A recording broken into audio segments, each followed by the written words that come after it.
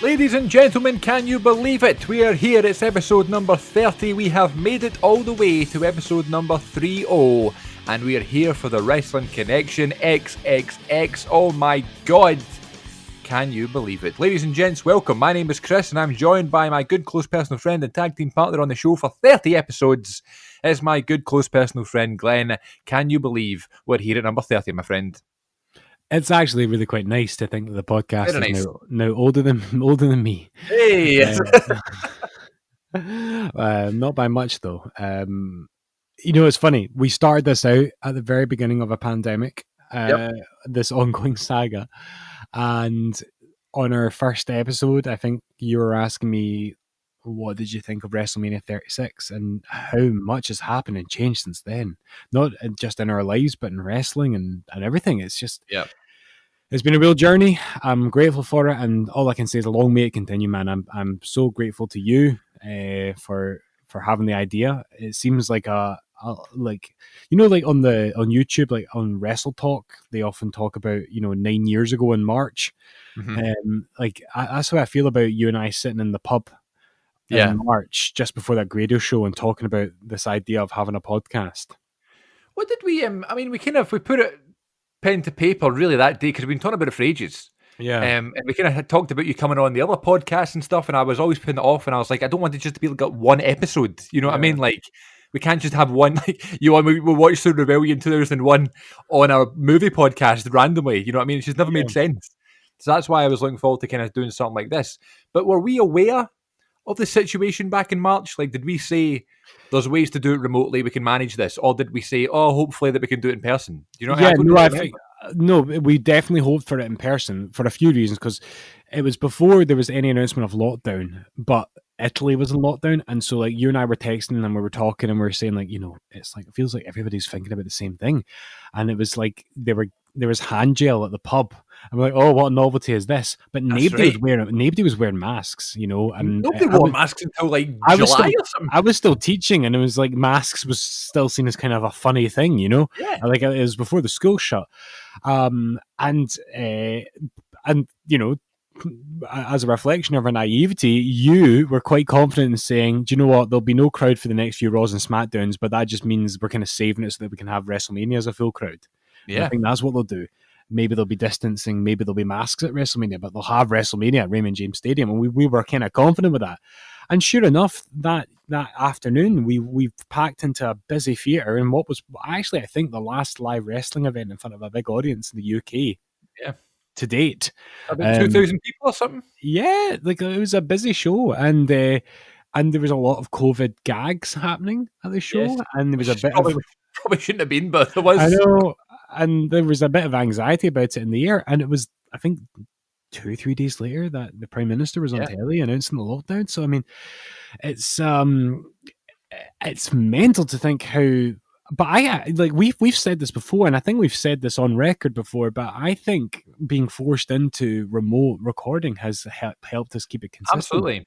It's been a blessing in disguise a little bit, absolutely, I think. Yeah, it's made it for me like the thing you look forward to, and I'm not sure if I would have had the same commitment and same drive had this not happened. And I'm confident now that even if society were to return to normal tomorrow, which it won't, but if it did, I'm confident that we would still keep it going.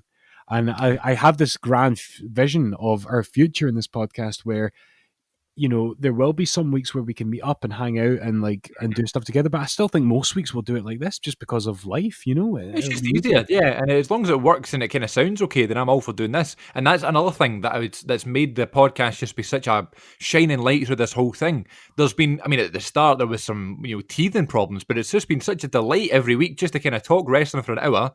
Doesn't take much to edit, and then you put it out there, you get all this lovely feedback and stuff, and we've been going walks and listening back to the show and hearing how good it sounds and stuff like that. It's just been such a lovely part of such a confusing and frustrating and just a hard year for everybody.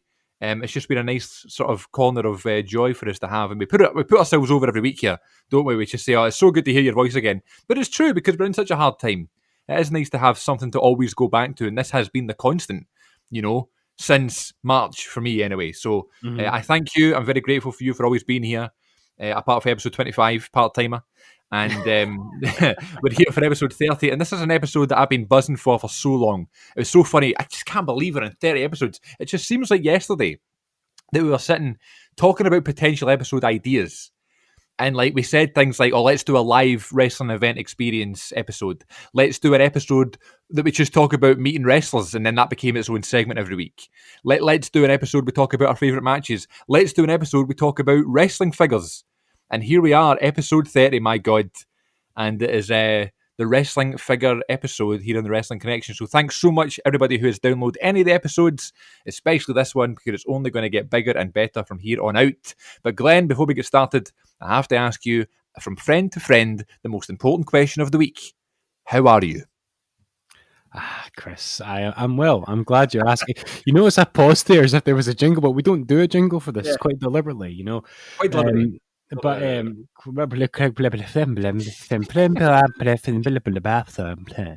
episodes later and I still can't pronounce words properly.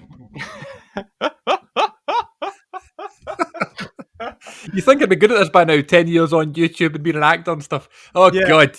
This guy who's on the stage, you know. Anyway. Christ, I've not been on stage since July 2019. July 2019 was the last time I was in front of an audience. That's like, when was the last time Brock Lesnar was on telly? No, WrestleMania. WrestleMania, yeah. Right enough. So, listen, mate, you'll find your calling, and then the you know, when you're like on Emmerdale or whatever it is, you know, that you're doing. Shut up. Emmerdale. I actually have something lined up on the 27th this month. It's actually my first acting job in ages, so it's going to be a lot of fun. It's going to be remote though, so I'm going to be sitting right here in front of the Wrestling Connection microphone, doing a bit of the acting. Anyway, yeah, you know what? If your face is involved in that, just make sure there's some sort of Wrestling Connection merch. You know, a T-shirt, maybe a flag. I don't know. Just have something visible. I'll just put a post-it note, stick it to my forehead or something. You asked me how I am, so I want to talk about what we did. Was it last week or the week before? I can't remember, but I think it was that we introduced it the week before, but we did an installment of this last week as well. So it's this idea of wrestling with your mental health, and I think you and I both know that anyone who listens to this knows, anyone who has not lived under a rock knows that, you know, at any time in life, mental health is important, but certainly when, you know, we go through what we're going through this crazy year, it's super important. And I kind of like improvised a wrestling analogy last time, and I am varying degrees linked coping techniques to John Cena's 5 Moves of Doom with varying success, I would say. But I gave this one a wee bit more thought for today. Good. And I realized that, you know, if there's somebody casual listening to this, one thing I'll repeat from a week or two ago was that one mistake that a lot of people make when it comes to seeking support for the mental health is that they feel like they can't do that if they're not like the kind of the textbook magazine kind of picture of somebody with mental health problems, like the cliche, the stereotype, somebody who's like severely depressed or severely anxious. And there's plenty of people in the world who are sadly in that position, but you can have mental health issues on varying degrees and you're still allowed to seek help. You can just be going through a phase in your life when you're finding things just a wee bit overwhelming, and you can seek mental health support from your GP. And in my experience, that is always there. And you might hear people talk about horror stories about unhelpful doctors or doctors who feel like it's a real thing. But to be honest, folks, I hear these horror stories and I've never lived it. And I just think it's like customer service. You only hear about the complaints and nobody ever shares the good news. You know, it's absolutely. Like, so don't listen to that stuff. Find out for yourself. But that's what I want to talk about today. I'm talking about the difficulty of seeking help. And that first step is very much like one of the best things in wrestling, something which will no doubt one day feature in Thankful, what I'm thankful for this week. And seeking help is like the hot tag, Chris. Yes, it is. I love the hot tag. You know, I almost started a whole wrestling podcast back in 2016 called Hot Tag. You know, I feel like you've got a lot of stories that begin with, I started this wrestling channel, this podcast, this Twitter account, you know. And I hope in future it can just be, I have this wrestling podcast called The Wrestling Connection. No, I used to have this one. So yeah, as if anyone who is a wrestling fan listening to this doesn't know. But if you don't know, the hot tag is a routine which is as old as the hills in wrestling. It has existed as long as wrestling has existed, and wrestling has existed as long as people can walk on their back legs has existed, folks. Abraham Lincoln, although he's not quite as old as that, was a wrestler. And he's in a Wrestling Hall of Fame. Learned that on the chase. Absolutely. So there you go. So The hot tag. So a tag team wrestling is typically where there's two teams facing 2-on-2, and only two men can be, or women indeed, can be in the ring at the same time, and their partners are on the aprons, and they must be tagged in like in a game of tag with a wee slap of the hand. And of course, like a game of tag. You're it. That's what they should do. Tag, you're in. And the hot tag. You're on a roll. You're on a roll. I'm on a roll. The hot tag is this classic routine where, like, usually the good guy, or one of the guys on the good side, the villain, the hero, sorry, is being beaten down, and they desperately need to tag in their partner, and they keep getting close, but then they get dragged away, and it's a struggle, and with every attempt it gets more hopeless and more hopeless, but then they build up, and the crowd goes wild, and they're crawling towards the corner to get to the partner, and The Rock would do this better than anyone, just like selling the Stone Cold Stunner. Remember we spoke about that a week or two ago. He would crawl, and they would jump, and they would tag in the opponent, and then success! In comes their tag team partner, and everything is good, depending on the finish, right? Yes. So, my point being is, like, seeking help is like this, and this has been me a few times in my life, and even recently, like, this has been a difficult year. I'm not going to lie, and I've had to safeguard my own mental health, and this has been me a few times in my life, I would say, including quite recently.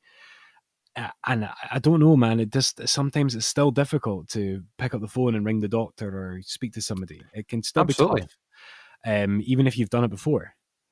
But see when you do it, see when you hit that hot tag, honestly, like, without making too much of this whole wrestling analogy stuff, the buzz you get after that conversation, just knowing that there's help coming soon, is like nothing else. You feel proud of yourself, you feel a weight lifted off your shoulder, you feel like you feel really cared for as well, and that's so important. And it made me think about that recently. It's just like that pop when Jeff Hardy would get tagged in. Do you know what I mean? Yep. And the crowd would go wild, and it's just this instantly. There's all this new energy, and that's always been my experience when things have gotten too much, and I know I need some kind of help. When I make that phone call, and I get a quick conversation with a doctor on the phone, don't even need to go in and see them. Once they map out what your intervention could be, and for whatever your issue is, there could be various different interventions. Like, just making that call is such an accomplishment, and you feel so much better. And the greater the struggle, the greater the relief. So you might have been beaten down for 20 minutes of the match, and you might have to crawl from post to post, from corner to corner, to one end of the ring to another. But if you get to your tag team partner, and that tag team partner, folks, is your doctor, and if you tag them in, you will feel that buzz, you will feel that relief. And even though one conversation isn't going to cure your mental health problems, you never are cured of it, but bloody hell, listeners, like, you will be glad you tagged them in, because I think you'll win your match if you do. That's a great analogy. I think the thought and the idea of, you have to phone a doctor is great. It's a great one to have, and if you have the confidence to do it, and you feel you can do it, and that's the best way forward, right? As you say. I also think it's really important to know that it doesn't need to be a doctor that you phone. If you've got a good pal or a parent, or a partner or something like that, you know what I mean? Yeah, it works on different levels, doesn't it? Like, obviously, like, if you're really worried about your mental health, like, always go to the doctor, folks. But you're absolutely right. The power of conversation is so important. The chat, yeah. Absolutely. So, I mean, and sometimes, you might not think you need a doctor, but it may be talking to a friend, a loved one, a sister, a brother, a parent, a girlfriend, a boyfriend. That might be what eventually leads you in that direction. But to your point, like, conversation in general can be the same idea. It's the same principle. Sometimes just saying to someone, I'm a wee bit worried, I'm overwhelmed, I'm struggling, no matter who that is, as long as it's someone you know and trust, then that can be just as powerful. Yep. Beautiful. I love this segment. I think it's one we have to do every single week, whether it's for just a couple minutes or for a whole section, doesn't matter. Nice one. I think it's important. Can I ask how you are? I would like, yes, please do ask me. Go on. How are you? I'm doing all right. I'm glad you asked, actually. I'm doing good. I have had, as we were talking about there, right? We talk about being a bit overwhelmed and that sort of thing. I just like to make clear here, I'm very, very, very, very, very lucky, very fortunate. Right? I do not suffer from any mental health issues. But of course, everybody has their down days. Everybody has off days. It's very, very normal. I think that's important to know. Like, just because you have not been diagnosed with something, or if you don't have this long history with something, doesn't mean it can't affect you. Absolutely. I am known as like a Pico person. I am known as an optimist, very positive person, that sort of thing. But still, I'm also by nature quite a lazy person, and it's one of my biggest flaws. It's something that I really want to work on. And lockdown has been a horrendous thing for a lot of people. And I have been pretty good, actually, at staying positive and staying productive and that sort of thing. But it has also really brought out that lazy side of me as well. Whether it be, watching wrestling all the time, or, I have to edit this podcast, but I don't want to, and I just don't. And that's just an example, but I'm just saying that's just something that can come up every so often.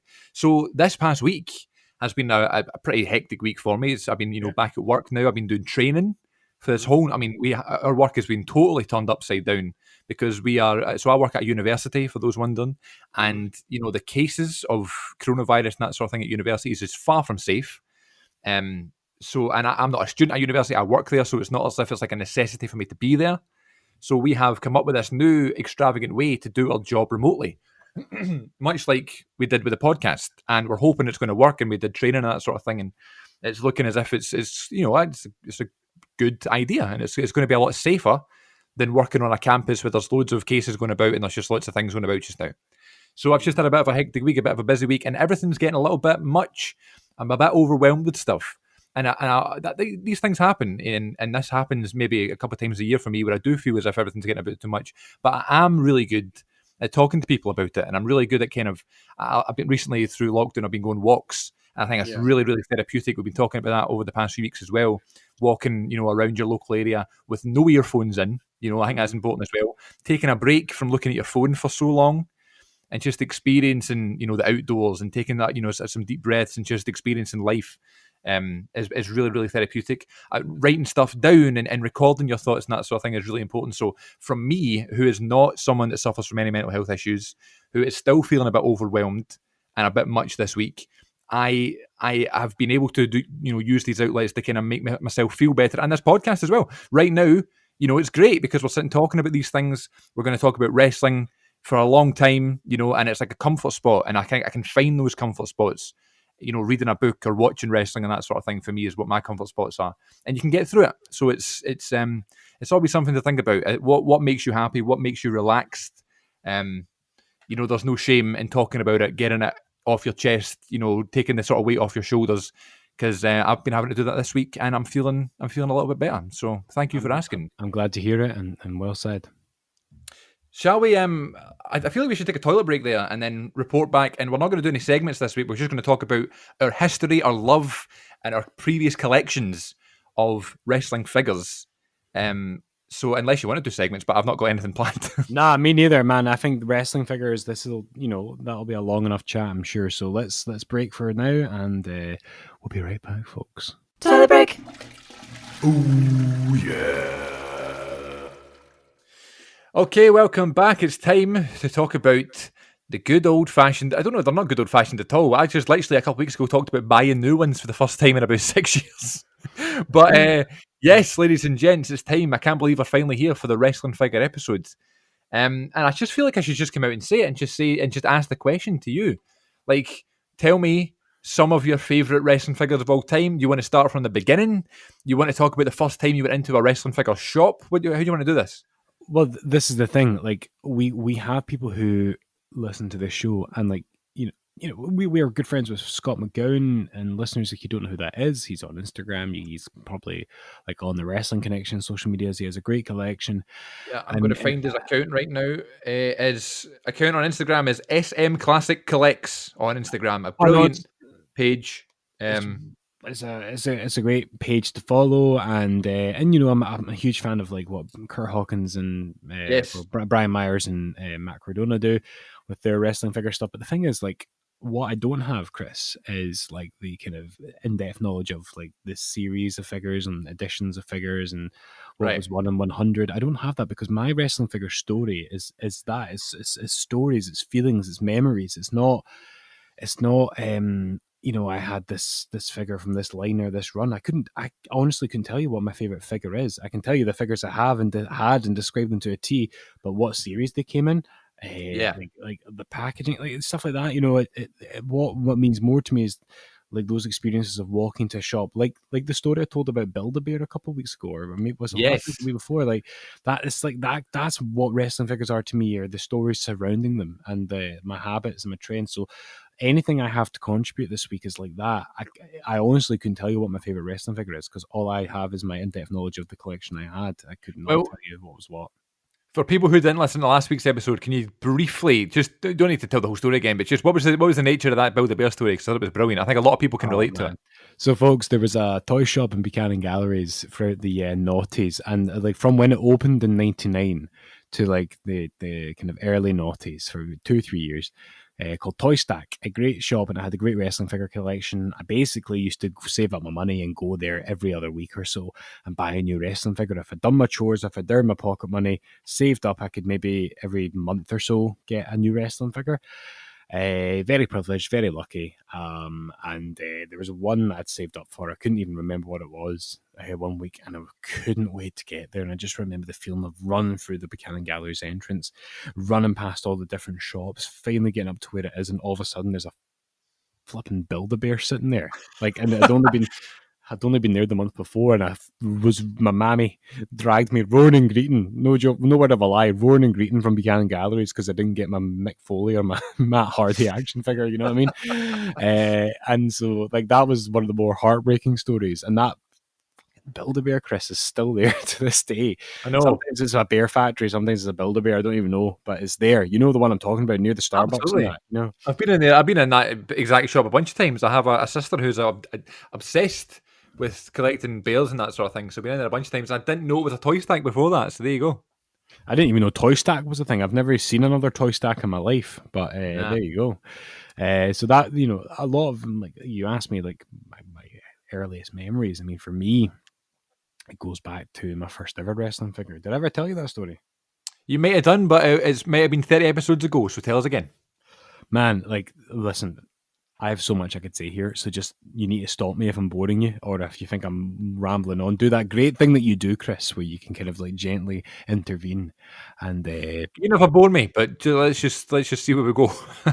right, so Woolworths in St Andrews, of all places. My family, we used to go to St Andrews every September weekend when I was up until I was about 21 or something. My family was doing it. And it was like a big kind of getaway. And I remember, like, at this point, I would have been, I think it was 9. Okay, so this would have been maybe the year 2000. So I'm just going to quickly intervene here one more time before you keep going. So you mentioned Woolworths, right? Mhm. Do you remember the Big W? Like it was a Woolworths, but it was called the Big W? No. Okay, well that was one of the biggest Woolworths that I knew anyway. It was called the Big W, right? And it shut down just the same as when Woolworths shut down. And I used to go in there all the time and get candy floss and candy apples and all that stuff, right? So then randomly one time on Twitter, at Woolworths Scotland followed me on Twitter, which is at CM42TV, by the way. Aye. And I sent out the tweet. This is on the 7th of March 2018. I sent out a tweet to at Woolworths Scotland and I went, thanks for following, but I thought you shut because I thought it was funny back in the day. Mhm. And then Woolworths replied to me and went, can't keep the gods of pick and mix down, champ. This is Woolworths, right? And then I was like, ha ha ha, whatever, amazing. Or I used to come and get candy floss all the time and stuff. And then they replied to me again going, not all heroes wear capes, Chris. I'll ask Big Shug next time he's at the cash and carry to see if he can dig you up some candy floss. What? This is at Woolworth Scotland, right? So then I quote tweeted it and I tweeted, the Big W tweeted me with laughing faces. And then they quote tweeted that. And they went, you can imagine how excited we all were when Chris Moffat's name popped up on our Twitter. It's like the same guy. It's the same guy that's running the WWE on BT Sport Twitter. Must be. Like, it's the only explanation. Woolworths having banter with me on Twitter. Anyway, sorry. Just mentioned Woolworths, I remembered that. Aye, so what? Where was that? Aye, Woolworths. Aye, sorry. So you're about year 2000. Year 2000, so I'm about 9. And the reason I can pinpoint it is because of the attire on this figure that I ended up with.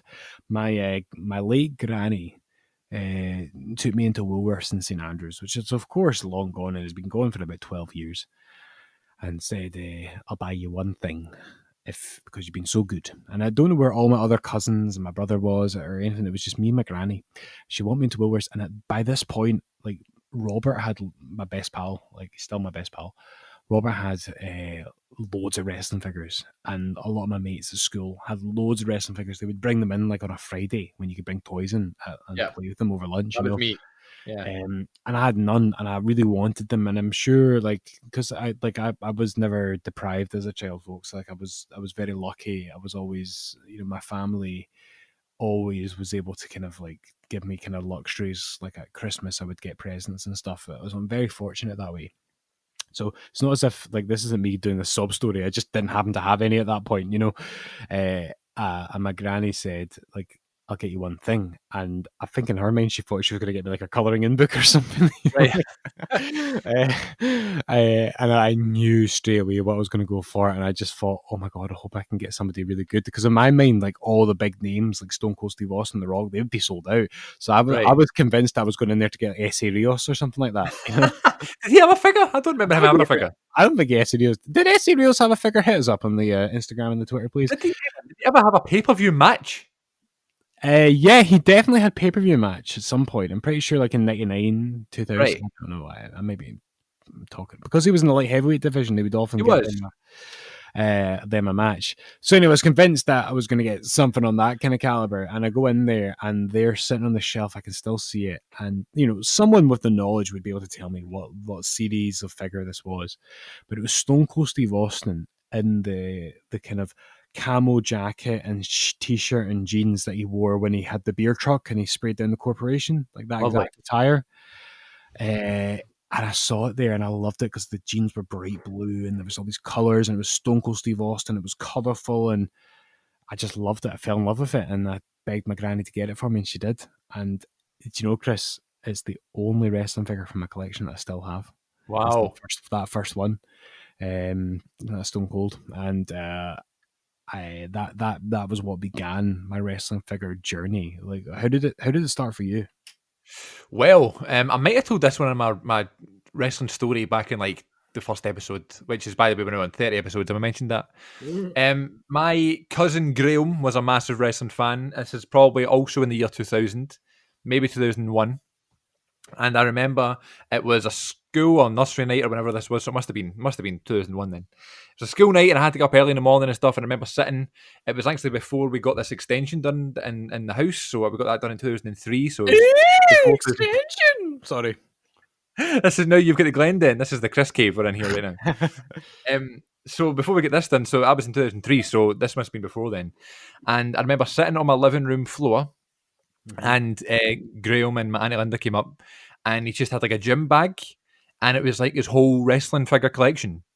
And he was just like, he reached that point where he was, I don't know what age he had reached at that point, but he was just like not playing with them anymore. He was still into it and stuff, but he just, he stopped playing with his figures. So in this gym bag was like maybe, I don't know, 40-ish wrestling figures, plus the backstage arena and the Raw is Warzone ring.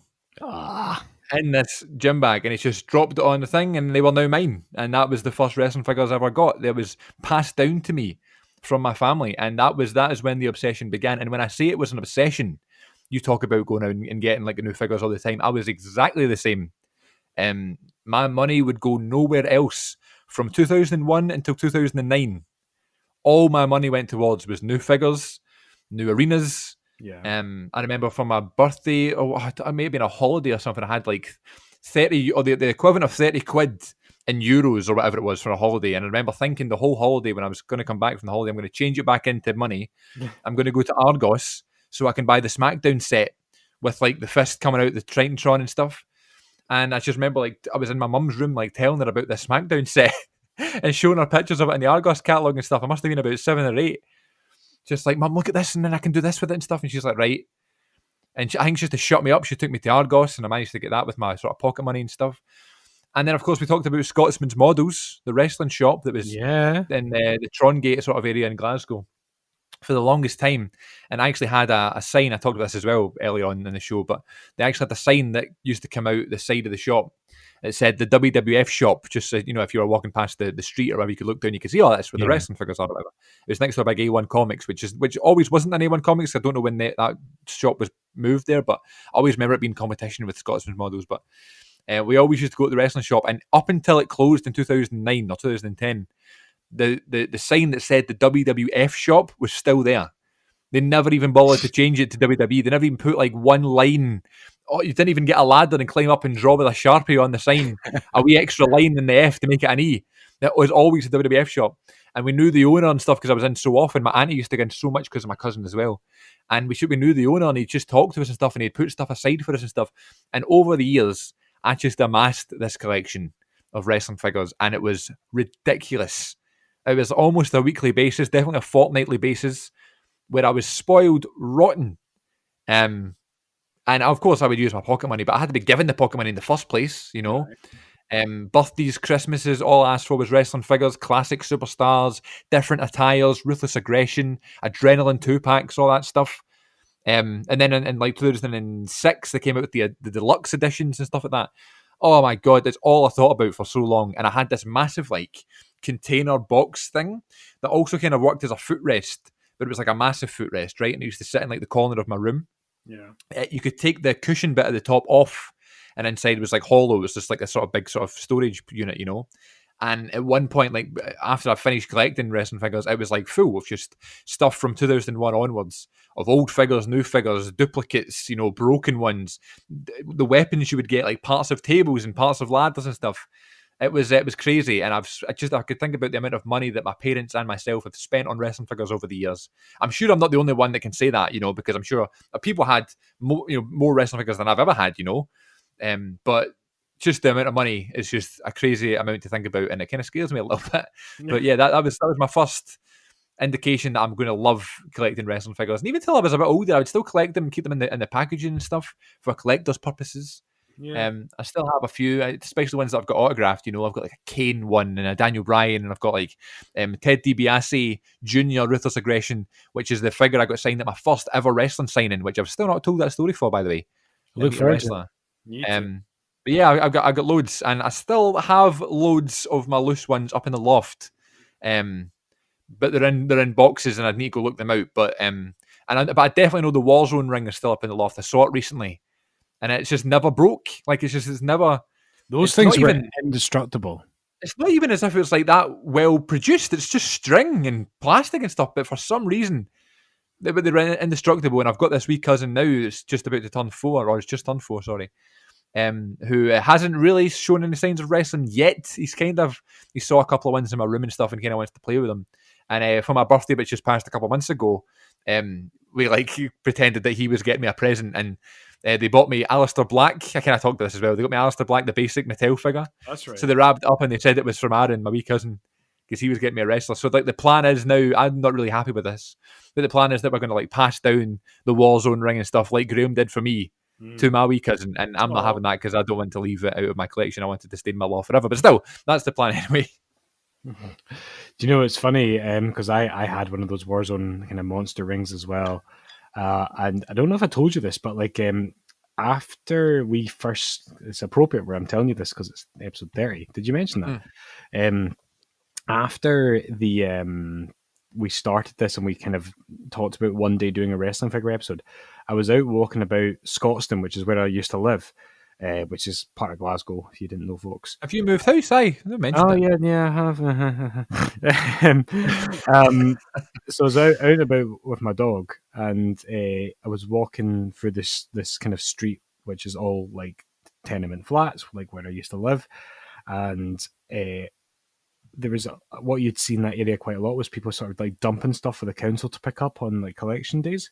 Yeah. And so I was walking and I was looking in between two flat buildings, like where there's this kind of bit of communal garden. And I just saw staring at me this monster ring, this WWF Warzone ring. Oh my God. Just sitting there, beautiful. I nearly did, but then I thought, there's no way a dog hasn't pished him that, I know. And if I take Luna up to there, then she's going to want it. But it just kind of felt more like symbolic for me, like because we were starting out. But I kind of realized that I've told you an untruth, Chris. Oh, And okay. that my wrestling figure journey didn't start in Woolworths and St Andrews. It started in the after school club that I used to go to. My parents both worked full time, so like I would go into after school care for a couple of hours after school before they could come and collect me. Pardon me, that's the chippy coming back on me. I'm getting a bit of paper. I'm thinking of things to say, and I know I'm going to forget it, so I'm going to note them down as you speak. Oh, I've got these written down, and I'm already forgetting stuff. So I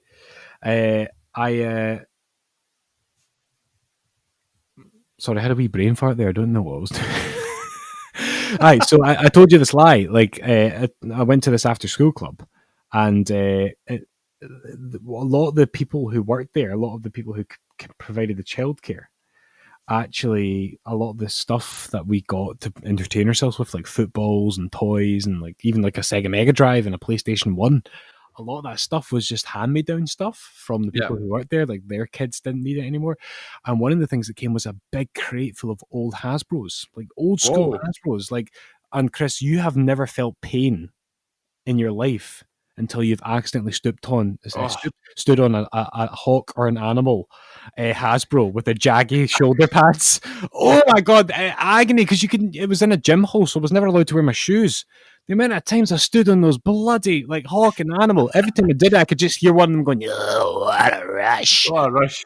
And man, and I told you, like, and way back in episode 2 or whenever it was, we told our wrestling stories. Like, I got really obsessed with the Mountie and his action figure. What? I know, because I used to think it was Jim Ross. That's right. Yeah, you did tell me that. Yeah.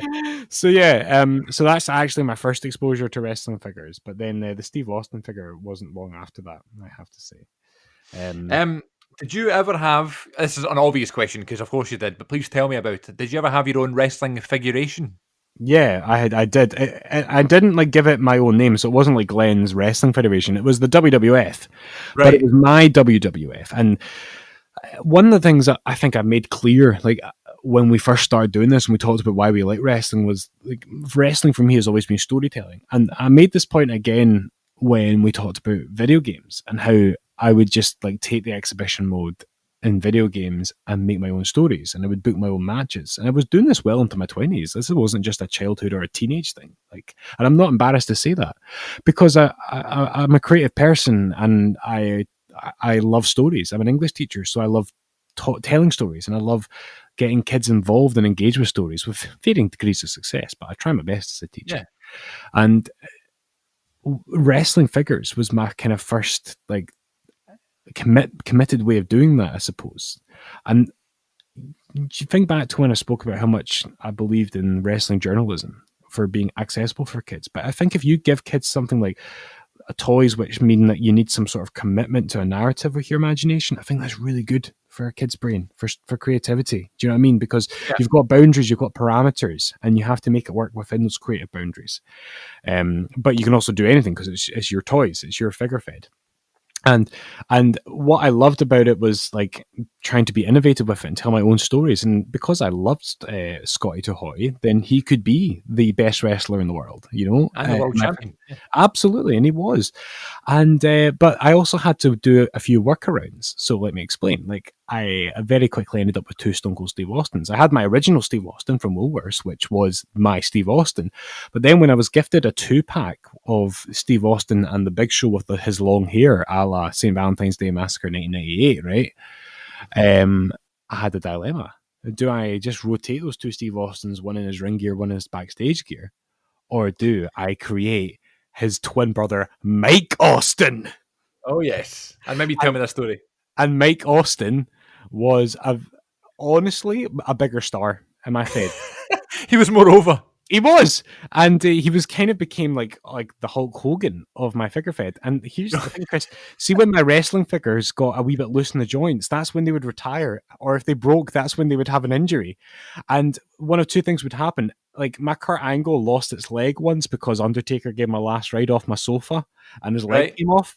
And so Kurt Angle was injured until I got another Kurt Angle figure a few years later. And then the storyline was Kurt Angle's big return. from his Came injury, back. and he went straight for the Undertaker. You know he did. Like, There for revenge. and so you know, I like the love way it. the kind of old Titantron ones, like they could get a wee bit loose, and you think, oh, this arm's not got long Yes. left. That's when 100%. they would. That's when they would go out with an injury because, like, until I could replace that figure, or maybe I never did, and they would just become like a commissioner, and I would totally play into that. I also had like I had a Triple H, right, which was like a '99 sort of DX Triple H with the tights, like in his WrestleMania 15 sort of gear. Okay. And then I got around the time Triple H came back from his quad injury in '02, I got a better looking Triple H, which was more realistic with the beard and stuff. So my original Triple H became FT, which stood for fake Triple H. And he was kind of like in all but name, he was a Shawn Michaels sub. Right, he was basically he did the super kick. He had Shawn Michaels music. He did all of that stuff, right? And he was known as one of the best wrestlers. And he too had a devastating back injury. My Perry Saturn figure was my substitute Randy Orton because he kind of moved like Randy. You know, so I do all this stuff. Shane McMahon lost a hand because I was doing a match between Shane McMahon and the Big Show. It was a violent, hardcore sort of match, and Big Show got a ladder and put Shane's hand in the ladder and slammed it down, and his hand came off. But Chris, even though I applied Halloween newsagent shop fake blood, that was all. God. That was all kayfabe, because see what actually happened behind the scenes, Chris, and this was only known in the office, right? Was that my brother pulls Shane McMahon's hand off in the car back on the way back from Hamilton. So that's what actually happened. But then I thought, fudge, I need to write this into the storyline. I'm 8 or 9 at this point, or maybe 10 or 11. So I thought, right, I'll just kind of hold the hand nearby. It's like working through an injury, and I'll write it into my storyline. And that's how. And Shane will lose his hand, and then he can take some time off. And that's that. He can take some time off. So heal up, Shane. So I could super glue his hand back on, which I did. That Shane McMahon also lost its leg, which my brother reattached with a spring from a pencil, like a Papermate pencil. So he was war-torn, man. Man, I did that so much with so many of my wrestlers. I mean, I don't know if that's how much realism you got into. I say realism. But, you said so much there that I want to comment on. So you mentioned that Triple H became FT, your own character. I had a Matt Hardy that was just very vague. That was shirtless but had like the kind of Hardy Boys trousers on. Yeah. And I used to watch, I'm going to get into this in a second, but there used to be a YouTube channel called WWE Tom, and he was the original reason why I started YouTube, because then I wanted to start filming my own wrestling figuration and put it on YouTube and do my own shows on it like he did. He had one called the EFW, the Extreme Figuration of Wrestling. Ooh. And it was WWE Tom. And he had a Matt Hardy that he didn't use, and his character was called Suicidal Tendencies. And he was the most over guy. He never lost. His finisher was like a Canadian destroyer or a leg drop off the top rope, because that's the way the Hardys figures. They always had like thicker legs because of his mad trousers. Mm-hmm. So then I had this Matt Hardy. So then Suicidal Tendencies became a character on my show as well. And it became an invasion from some guy that I had never met that I watched on YouTube. But he was so ahead of his time, man. He was doing like video editing and montages and music videos with the wrestling figures. He had his own stage and stuff and his own characters. He was brilliant. He really kind of inspired me to do stuff. You mentioned that Scotty Too Hotty was your main man, or one of the main men that was so over. Who was my top guy? Maven. He was so over. Oh my God, he was so over. The fans loved him. And he was so hot for a point where he actually lost to, who did he lose to? He was undefeated for a bit, and then he lost to a big guy, maybe in JBL or something, or maybe even Big Show. Someone he just could not beat with that beautiful drop kick of his. So that was another one. And Billy Kidman was another one, because he had that WCW figure that came out that I was just in love with, that had like the kind of like white tank top and the kind of jorts on. Yeah, I just loved the idea of the figure, so he became a main eventer. I remember buying my mate a birthday present one year, and I bought him Hardcore Holly, which is a random like Ring Rage Series 7 Hardcore Holly. And I don't know why I bought him Hardcore Holly. That's so funny, because I got Robert a Crash Holly one year for his birthday. So my mate, who I've not spoken to in years, his name is Kieran. He was so over the moon with this Hardcore Holly. Like, I don't know if he just like didn't know as much about wrestling as I did. Like, I always knew that Hardcore Holly was a consistently good performer, but just a wee bit crap. I don't know if this guy knew as much about Hardcore Holly as I did. So I still don't know to this day why I bought him Hardcore Holly. Maybe I bought him it out of spite because I knew I would never buy Hardcore Holly. I don't know. But he was so over the moon with Bob Holly. He like made Hardcore Holly his world champion, and I remember being so angry at him. I was like, Hardcore Holly could never win the world title. It's Hardcore Holly, and that's just me like in primary 4 shouting him in the playground, going, "You need to make like Stone Cold or Undertaker world champion, not Hardcore Holly." And Kieran was like, "But use your imagination." He's like, and then that like pure set off a trigger in my mind, and I was like, "You're right. Like I should be using." Then like Maven and Billy Kidman became a world champion from that. Then point imagine onward. this being like Vince and Ted Turner shouting in the playground. Well, you know what, Vince? We're not in the same wrestling business. I'm in the entertainment business, Kieran. Also, you were talking about you went to the Halloween shop and you got fake blood, right? Yeah. That was for backyard wrestling. For the wrestling figures, so I would literally go to the Halloween shop and buy fake blood for doing moves in the garden. But for the wrestling figures, I would just have a red felt tip pen because I think it was the Crayola ones. They just washed off like that.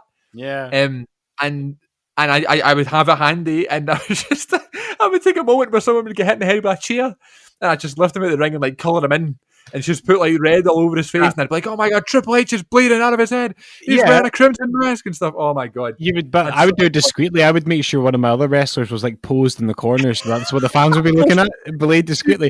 And you know the way Triple H, when he would blade, like in real life, he would have like the blood would all going down his chest and stuff like that. You do all that. I would do that for Triple H, but only for Triple H because it would never happen to anybody else.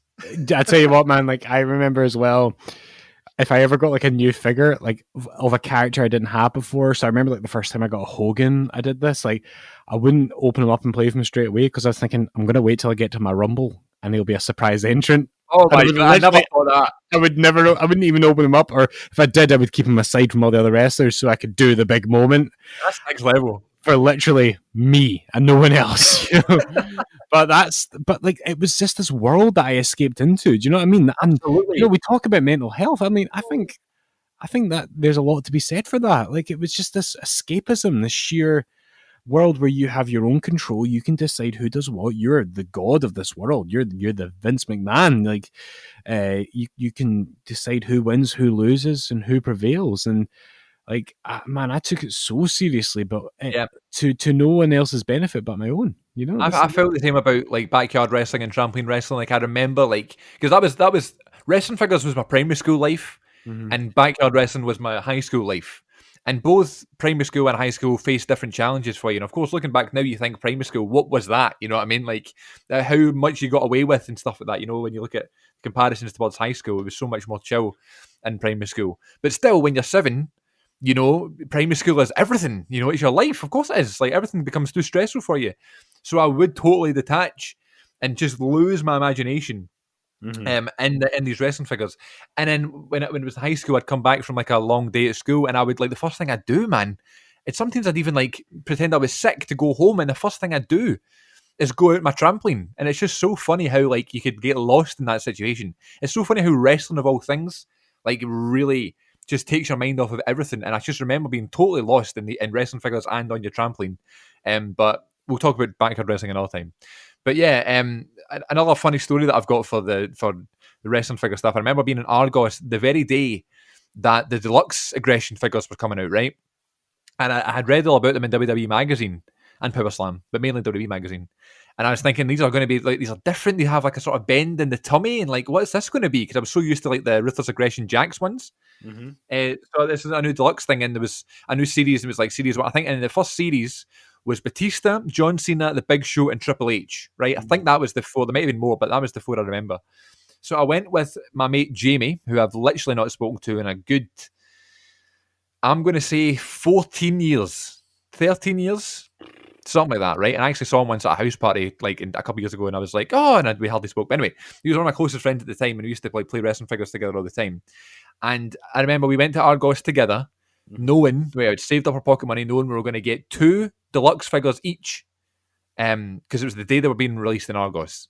So you know the way Argos works, so you go over and you kind of put the code in, and then your number's called, and you can go up and you can choose what you want. It's not like a shop where you go in and pick something off the shelf. It's just like whatever one you get. It was like I relied on luck a lot, you know. Yeah. I remember trying to get a lightsaber one time, and they brought out like a red one, a blue one, and a purple one, and I stood there for a good 30 minutes trying to decide if I wanted to be Anakin or Mace Windu, you know. And it Tough took me call. ages.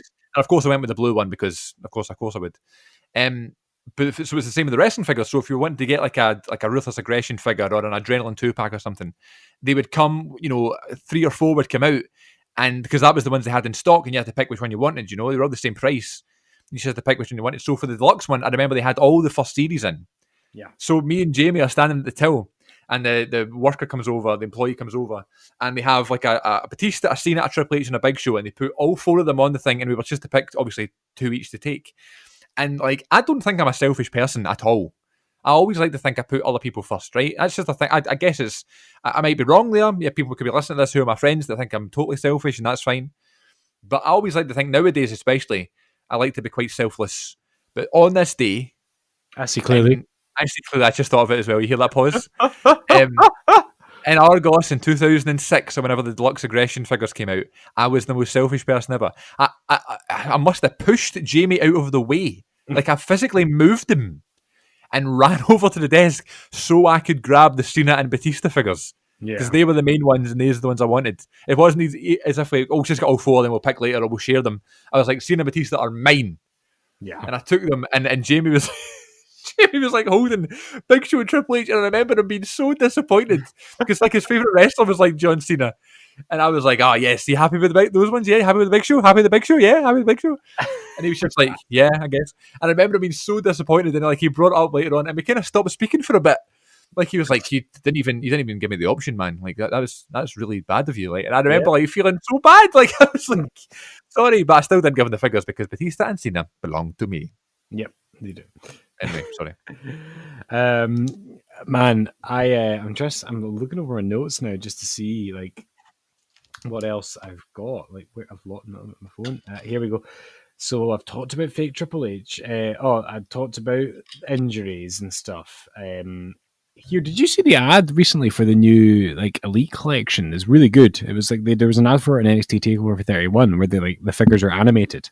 Yes, I saw that. I mean, how far have we come? You know, I mean, just that just tells you what you need to know about like WWE. Know their market, the fact that they'll market their kind of basics and stuff to kids, but they also know what the collector market is like as well. Yeah, that's important. Absolutely. But I'll tell you this, man. Like, there's lots of stories. I'm conscious of time, and we may have to do a part 2 at some point down the line. But I'll tell you this.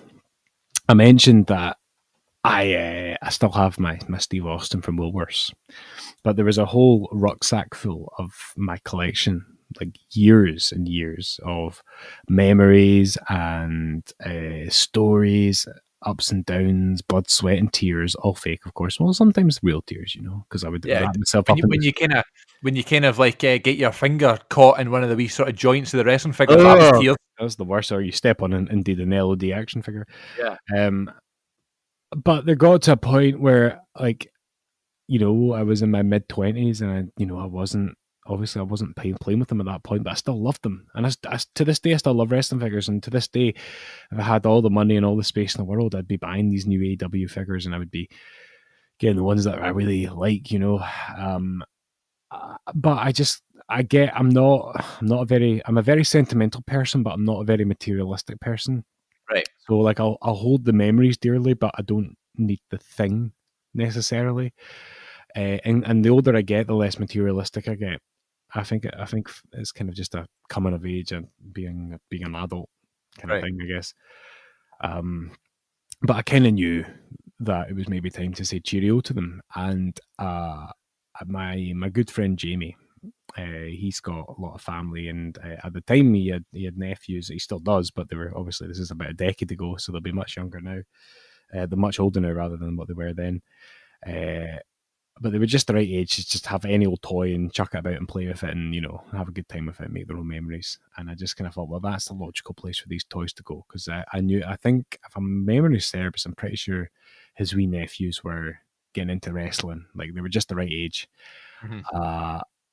And so I didn't even see the kids take them, but I went round to his flat one day, and I had my old rucksack of figures, and I dropped them off.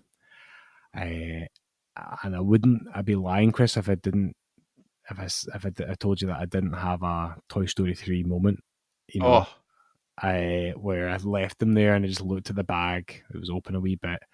I just looked at my friends, my childhood, my memories, all these stories from like FT's return after injury, Shane McMahon coming back from the severed hand, you know, Kurt Angle's return after the Undertaker made him lose his leg, Jeff Hardy coming back from the Swanton bomb down the stairs, you know, yeah. like all those memories. And it was a true goodbye partner. It was one of those moments, and I don't even like to dwell on what happened to those figures, you know, because they might have all been shattered to pieces, or they might have been given away to other kids by now. They might be in a bin. I don't know. But it doesn't matter because I've had the memories, and it's just something that I smile about now when I think about. But I guess it's funny. This happens a lot in this show. Like we'll talk about stuff, and I'll only realize the significance it had as we do it, as we talk about it. And I feel like I realize how important this was for me growing up and becoming somebody who loves stories. Like that was as big a part of it as anything else was creating my own ones with that figure fed.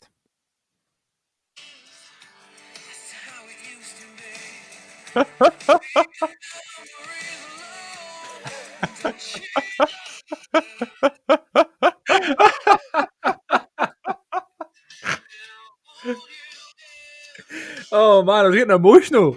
Oh, the memories of the wrestling figures. Leave the memories alone. Oh god, totally, man. I don't know how I will be able to cope. You know, I was talking about passing down these things. I've not Yeah. looked at these figures in years properly, right? And I just know before I give them away to my wee cousin, we're going to take them out the loft, and I've got these boxes. I'm going to look through them, and I'm going to like refuse because I'm so connected to these things. Yeah. You know, it's just crazy.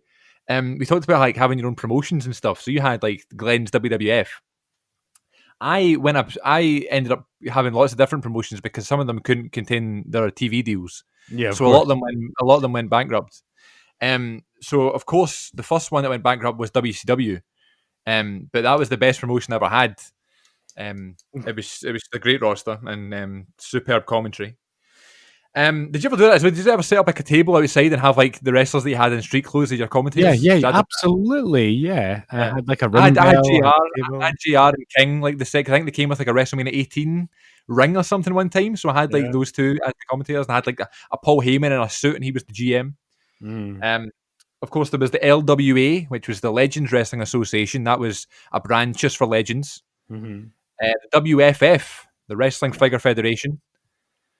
And of course, there was CWA with wrestling figures, Chris's Wrestling Association, which was the one that went on forever. And that's the one that Maven was on top for. And I told you this before, right early on in the show, that what I would do sometimes if I was really going all out is I'd set up the stuff, I'd set up the ring and the wrestling, like the rosters behind me and stuff like that. And I would get old VHS tapes and I'd make them the barricades and I'd set them up and I'd do a whole thing all the way around. It would take up the whole carpet in the room. And they would be like, man, I'd put fans behind the barricades and stuff like that. And it became a real thing. And then like once I'd set it all up and stuff, then it was time to go to bed, you know? Yeah. So it was like, I had to take it all away. And sometimes I'd love to like set it up and then like leave it there for the morning. Yeah. And I'd come down from school in the morning and be like, oh yeah, when I come home from school, it's going to go down, you know? Yeah. It was so cool. Did you ever have the WrestleMania? I doubt you would because you're probably a wee bit older than me, but did you ever have the WrestleMania 2 ring that came out in like 2007? Definitely not. I had the monster ring, and then I had two smaller rings. When my parents split up, they had like obviously separate houses at that point, separate homes. So I had two smaller rings, and I actually divided my figure fed into two and did my own brand extension. Yeah. I went to B&Q. I went to B&Q one time and I bought a blue box and a red box. Yeah. And it was like, that was Raw and SmackDown. But I'd done it at that point in time, I was doing it like legit, like who was on Raw in real life and who was on SmackDown in real life. Yeah. Then I kind of was a bit more creative.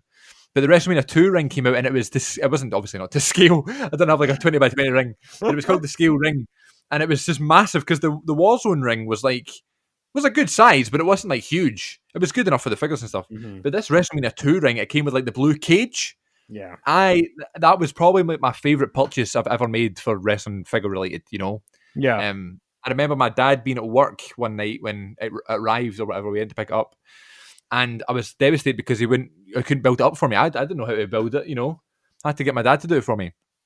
Yeah. But then I was out playing on my bike with my mate Mark, and I told him about it. And Mark was the guy that had all the WCW figures.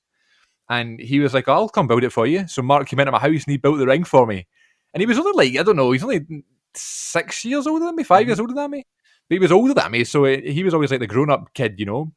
So he managed to build the ring for me, and we had like our first match together in the scale ring with WrestleMania 2. So I have like that memory, and that ring was just like, oh my God, I played with it every day, man. Every day. And I kind of did that with like the different shows, like sort of the Raw ring was the one show, and then the WrestleMania 2 ring was the other show, you know? I tried to like separate like that. It's actually quite psychotic thinking about it now, how devoted we were to it. But it's some of the best memories in our wrestling fandom, is it not? Absolutely. And like I've just kind of been smiling ear to ear as we speak about this. I feel bad that I'm looking at the time, and I feel like we need to wrap up. But Yeah. I feel like we need to. This is something we should come back to at some point for sure. Maybe at WrestleMania, Wrestling Connection 60, I should say. Something like that. Yeah, we could maybe. I don't know. I feel like there's going to be more stories that I'm going to think of. Yeah, same. You know, that I'm going to forget about just now. But just a shout out again to our pal Scott on Instagram. SM Classic Collects. He posts his collection every day, and it's just an amazing collection. Not just because it's not the fact he's got so much, right? You can look on YouTube and you can see these ridiculous collections. But what Scott does is he posts like a lot of nostalgia-based figures, and he posts like the pictures of the back of the boxes. Yeah. And I remember like looking at the back of the boxes in every toy shop I went into. And I'm going to say this right now, and I don't care who you are, right? You should be doing this if you're a wrestling figure or if you're not, right? Every single time I go into a shop that might have wrestling figures, I go to the section still to this day. Yeah. Like I have to look and see what they've got. Like every time I'm in Smith's, like I said a couple weeks ago that I bought those AEW figures. Like there was something just so special about walking into a toy shop all these years later and buying wrestling figures. You know, and I mean, how many times I've been into Smith's the past 10 years that it's been there, and I've not bought something, but I've went and had a look anyway. You know, same with A1 and Brayhead, or same with Asda, or the Entertainer in Buchanan Galleries, or things like that. You know, anytime I'm passing, same. I mean, even with DVDs, like if I'm in like a movie shop like FOP or something like that, I'll always go to the wrestling section. It's just part of my nature. I can't not go and see what they've got, you know, and I always look and see, oh, these are cool ones. And I would I'd pick ones up and I'm thinking like I would flip if this came out when I was younger, you know. I would be like a number one purchase for me. So yeah, this has been such a fun episode. I feel like we just lost track of time a little bit because we're just ranting and raving and going so fast, talking about these just funny, nostalgic stories. So thank you for sharing your ones with me. They're certainly some of my favourite, you know, memories as wrestling fans, you know. Absolutely, man. I look forward to talking about this again soon. 30 episodes. 30 episodes, man. 30 episodes. Who would have thought if we were playing with those wrestling figures back in the day that we'd be sitting here talking about them in episode 30 of the Wrestling Connection podcast? So thank you to anybody who has listened to this one or the past 30 episodes. It means more to us than you will know. And please let us know what you thought on social media. Twitter at WrestleConnect1, Instagram at WrestleConnection, and on YouTube just by searching the Wrestling Connection podcast. So tune in next Sunday for another brand new episode, my dear friends. So until then, we'll catch y'all down the road.